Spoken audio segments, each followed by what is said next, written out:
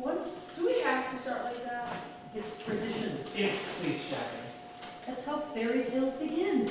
Actually, they begin with an inciting incident. But okay, we'll do it differently. In a cottage near the edge of the woods, at the end of the path from the village, the widow lives alone. A friendly woodcutter, living and working deep in the woods, visits the widow every 3 days. You shouldn't be out here all alone. The woods are no place. Hush you! I've lived in these woods longer than you've been alive, young man. There's nothing left for me in the village anyway. What about your family? Bah! My daughter has been an old woman underfoot. And your granddaughter? Knock. Well, hello, Mr. Woodcutter. What a pleasant surprise to find you here. Hello, Red. I was just bringing your grandmother some fresh rabbit I caught this morning. You're so kind, Mr. Woodcutter, taking care of my grandmother. You must be very lonely living out here in the woods. Just grandmother with company? Well, yes. Sometimes it does get a little lonely. Your granddaughter has no need to stand in the doorway letting it all the heat come inside. I see you've been by the baker's, and it looks like your mother sent some preserves. And some pickles, and a salami, and potato salad. It's snowing outside. Red, then lunch. Join us, Mr. Woodcutter. No, thank you. I'm just gonna go something. Subtle granddaughter, very subtle. Why are you here? Can't beautiful granddaughter bring her poor old granny all sick in bed to ask goodies to lift her spirits? She could. And her poor old granny, sick in bed or not, would be happy to see her. Though her poor old granny suspects she might have some ulterior motives, considering how the dutiful granddaughter threw herself at the poor woodcutter. So what's really going on, my darling Red? Marriage. Congratulations. Father and mother want to marry me off to the baker's son. Reasonable. After all, most village girls are long married by your age, and you spend a lot of time in the baker's shop. I'm sure he's a perfectly nice young man. I'm 19, grandmother, hardly an old maid. I hate flour and all of that powdered sugar on the air. Girl could get white lung disease. And we're not even going to get started on the yeast. So not the brewer's son either, then. Grandmother, this is serious. Of course it is, dear. I don't want to marry the baker's son or the brewer's son. I don't want to live in the village. Is that why you flung yourself at the woodcutter, trying to find a husband of your own choosing? Yes, at least he's nice. He must be a good man. I mean, look at how he helps you. I can help you too, if I married the woodcutter and lived nearby. Oh, my darling Red, my sweet darling Red, the woods are no place for nice little girls. The woods are dark and deep and filled with things little girls should never meet. Giants, witches, wolves. I'm deferable. We've talked many times when I walk in the woods. Have you now? Sometimes he walks with me up to the end of the path to your cottage. Seems nice, if a bit toothy.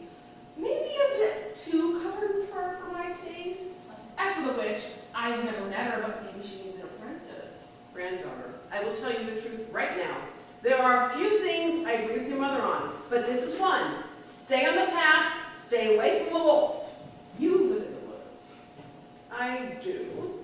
I'm a great many things, granddaughter, but an innocent is not one of them. Not for many a decade. The woods are for people like me. People who don't fit in the nice little village with its nice little painted houses all in a row, filled with nice little families who go about their nice little lives. Or at least go about pretending to have nice little lives. There is that. I'm sorry, Red. I'd ask your mother if you could live with me, but she would never allow it. And I'm also sorry, Red, but the woodcutter is not for you. What do you mean, not for me? You're not his type, sweetie. Grandmother, are you? Yes, dear. Are you a cougar? Oh, no, not a cougar, thank you, Art. Also, not the woodcutter's type either. husband I chose it. And I've chosen him. I'll give it a come around. Oh, Red.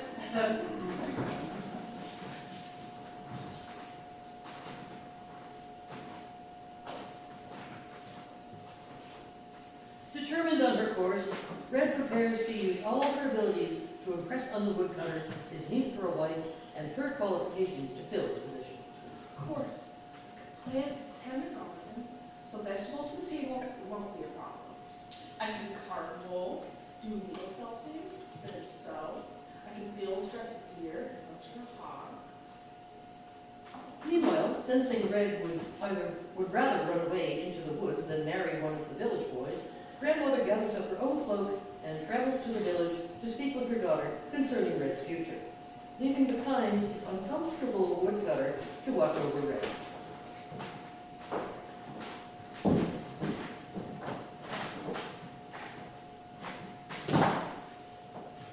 Don't let her out of the house. If the wolf found her wandering all around all alone. Red said she's talked to the wolf before. He hasn't harmed her yet. I don't see why he would now. He's not that evil. Oh, I know he isn't evil. He might mean her no harm, but he is a wolf. Certain things are in his nature, things Red doesn't understand and hasn't experienced.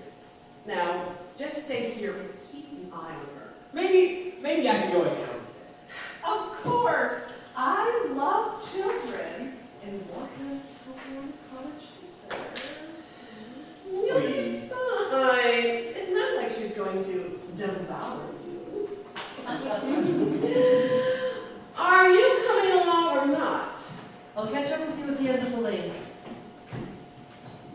Unknown to either, the wolf will soon be at the door in the fur.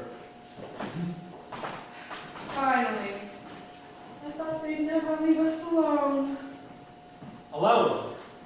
Yeah. Alone. So, what do you say we seal the deal before they return? Sealed deal? I'm sorry. Oh, don't be cool. Here we are, all alone in the cottage in the woods. It will take grandmother hours to walk back to the village, argue with mother, and walk back. Hours. Red, I think there's been a mistake. My parents are demanding I marry, and it's high time you had a wife to keep your home. Even better, I'd be here to help grandmother as she gets older. If we're married, we should use this time to get to know each other better. No, I can't. Not with you. I mean, you're a nice young woman. A variety of skills and charms, and I'm sure someone would be thrilled to be your husband and get to know you better, but not me. I don't understand. I don't care what all of them think. I'm not going back. I'm not. The snow is coming down in buckets out there. Grandmère Loup Rouge. You should see the cubs bounding all around, covered in white fluff. Oh. Why, hello, little Red. Good. What are you doing out in the woods on such a blustery winter day? I'm not little, and I'm not marrying the baker's son, or the brewer's son, or any of the villagers' sons. I'm not going back. Okay. They're not going to want me back.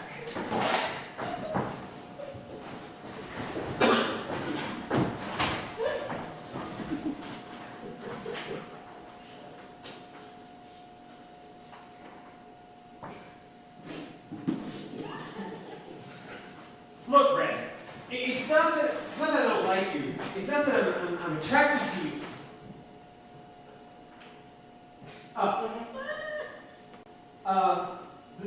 The thing. You see, the thing is, damn, wait. Hey! Where are you going? You're not done!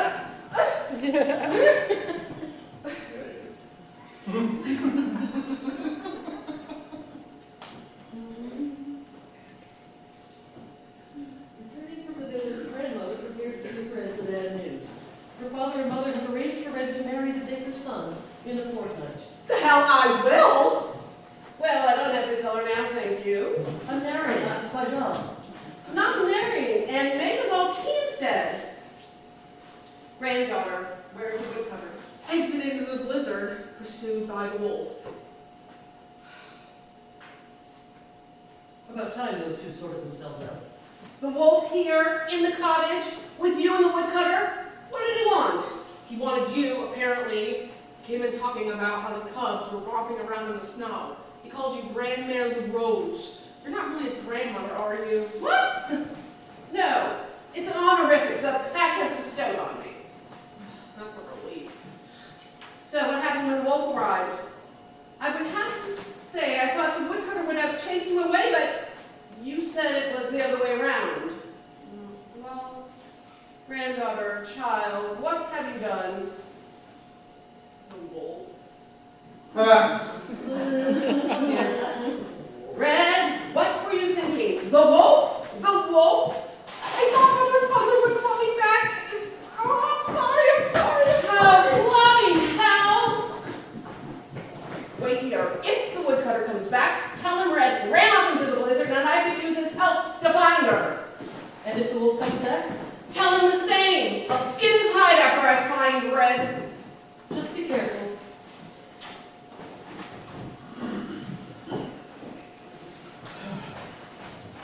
Oh, hello. Unknown to the woodcutter, Grandmother and Red have both vanished into the blizzard, leaving the woodcutter to figure out why the warm and cozy cottage was abandoned. You know we can all hear you, right? Good. I'm going up to find you. I love your help. We need to talk. Woodcutter, we need to talk. I don't want to talk right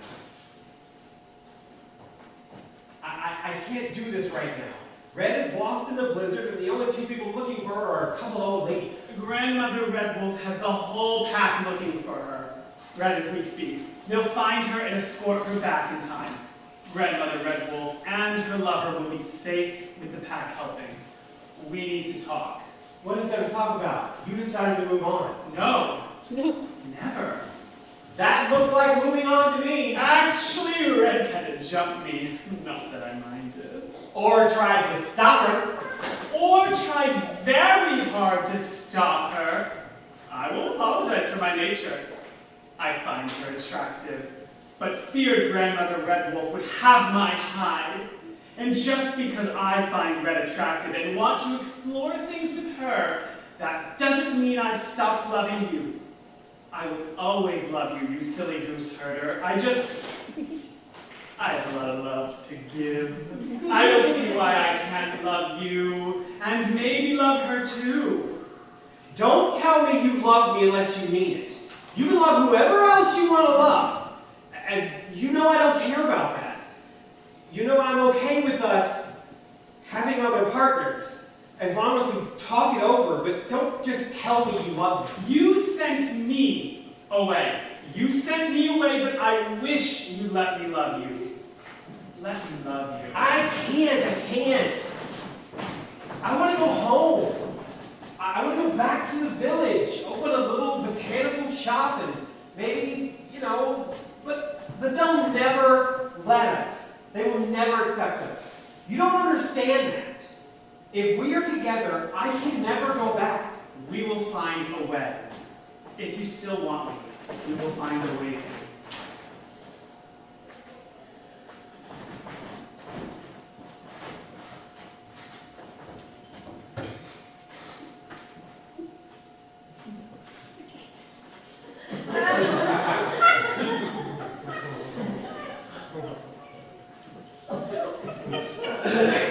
Grandmother, I'm sorry.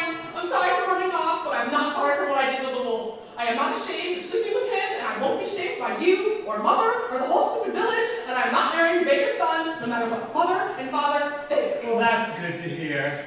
Oh! Oh!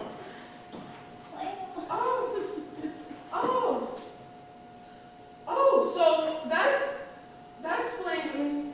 Oh. But you wouldn't with.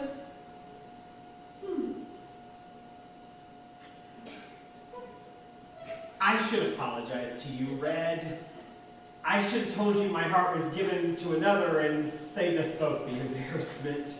It's just, you're from the village, and the village is sometimes quite cruel to people who don't meet their standards. You mean they're a bunch of small-minded assholes?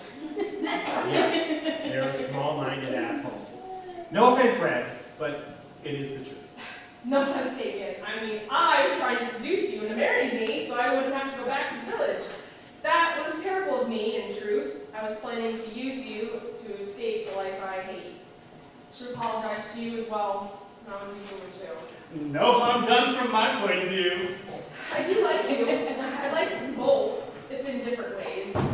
But when it was clear I wasn't getting anywhere with him, my next thought was that the village surely wouldn't want me back if they knew I'd slept with a wolf. I'd be ruined.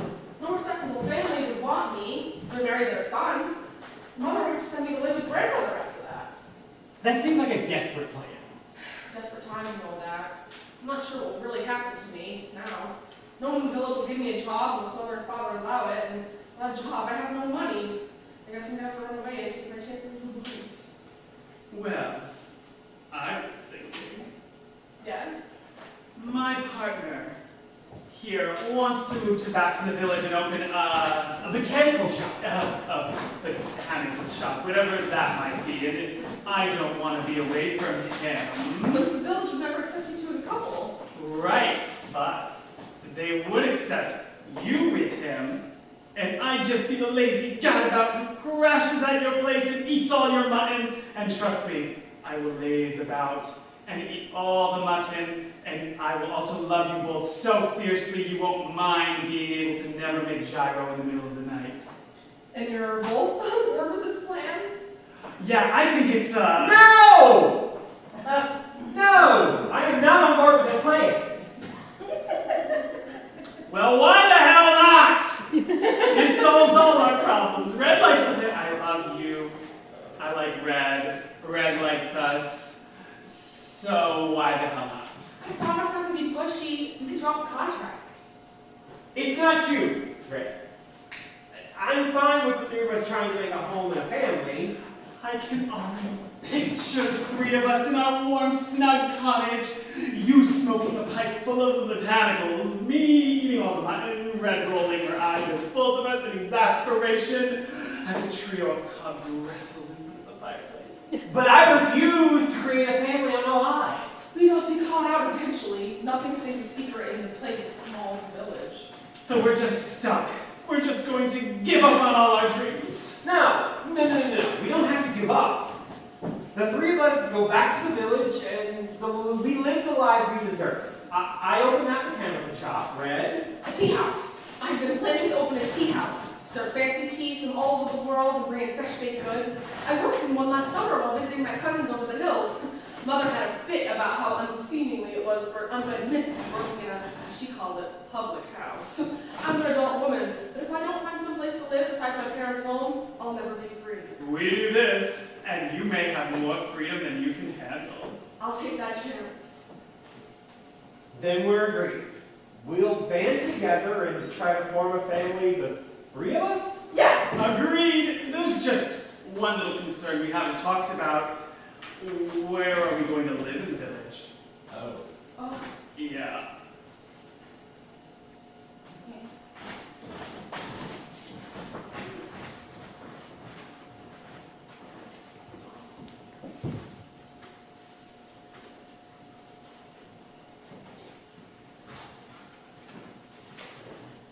And there they are, all warm and snug, while we little old ladies wandered around lost in a blizzard, searching for my ill-mannered granddaughter.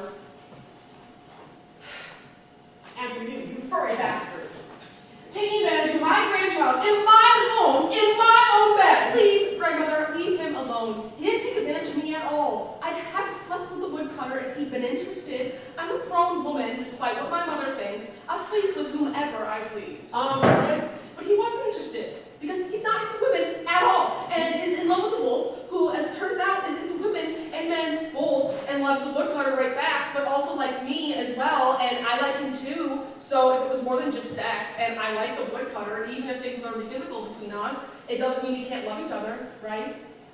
She's really on a roll. She can be a narrator. Let's not get crazy. I'm not ashamed I've done. And I know things now, many valuable things.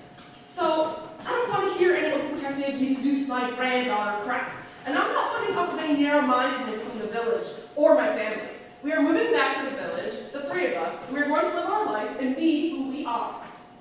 Well, then... And all three of us have slept in your bed today. So don't try to single anyone else out for punishment or shame. Oh, it's not too far, Red! She was doing so well. I'll just strip the sheets and change them. Everyone, just stop talking now. Red, are you sure of this path? Because just a few hours ago, you told me you weren't going back to the village. If the three of you return to the village as a family, people are going to talk. People are going to treat you differently. Some with outright hostility. Some will be more subtle, but just as nasty. You will lose friends and family and so many intangible things, I can't even begin to list them. I understand.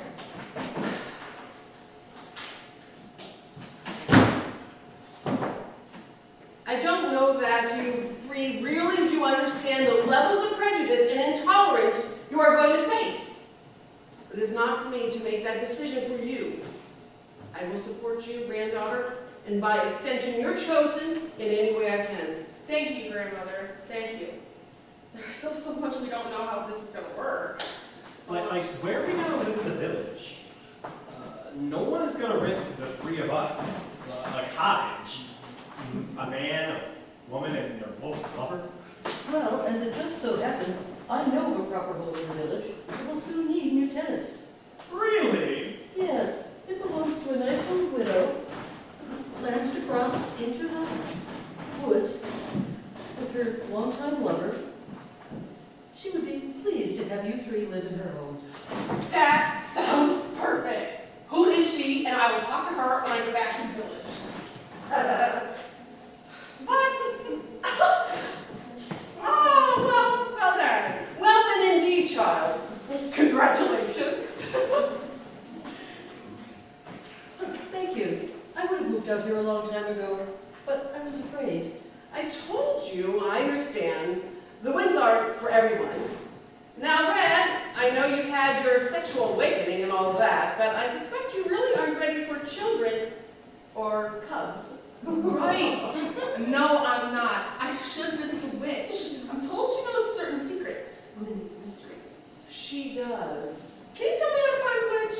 All I know is that she's a little old, widowed woman who lives alone in the woods and can supposedly shape change into a wolf.